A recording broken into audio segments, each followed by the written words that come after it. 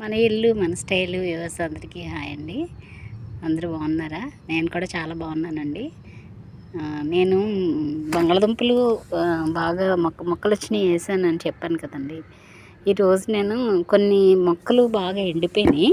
అసలు ఏమన్నా వచ్చినాయా లేదా అని చూద్దామని చెప్పి నేను ఇలాగా తీస్తున్నాను. చూద్దాం. అసలు ఫస్ట్ టైం అండి నేను బంగాళదుంపలు గ్రో చేయడం. అసలు ఏమన్నా వచ్చినాయా లేదా చూద్దామని చూస్తే చూడండి, చిన్న చిన్న బంగాళదుంపలు వచ్చినాయండి. చాలా సంతోషంగా ఉంది. యాక్చువల్గా ఎప్పుడైనా సరే మనం ఫస్ట్ టైం గ్రో చేసినప్పుడు యాక్చువల్గా నేనైతే ఎక్స్పెక్ట్ చేయనండి.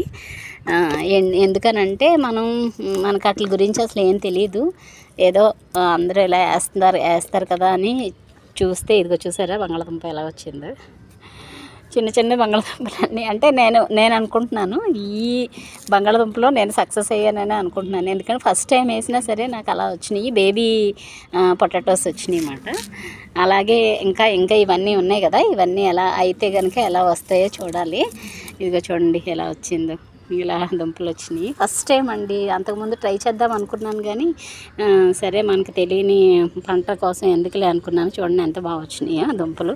ఇంక ఇవన్నీ తీస్తే కనుక వస్తాయి. యాక్చువల్గా ఇవి ఎండిపోయినాయి కదా, అసలు దీని కింద ఏమైనా ఉన్నాయా లేదా అని చేశాను. ఇంకా ఏవో వస్తున్నాయి చూడాలి.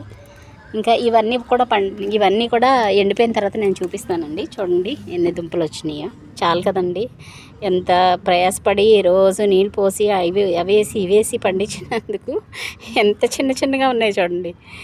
ఎంత హ్యాపీగా అనిపిస్తుందో. ఈ బేబీ పొటాటోస్ని ఇలా హార్వెస్ట్ చేశాను. ఇంకా బోల్డ్ ఉన్నాయి. ఇంకా మొక్కలు ఇంకా ఎండలేదు. ఇంకా అవన్నీ కూడా చూద్దాము. Thank you for watching.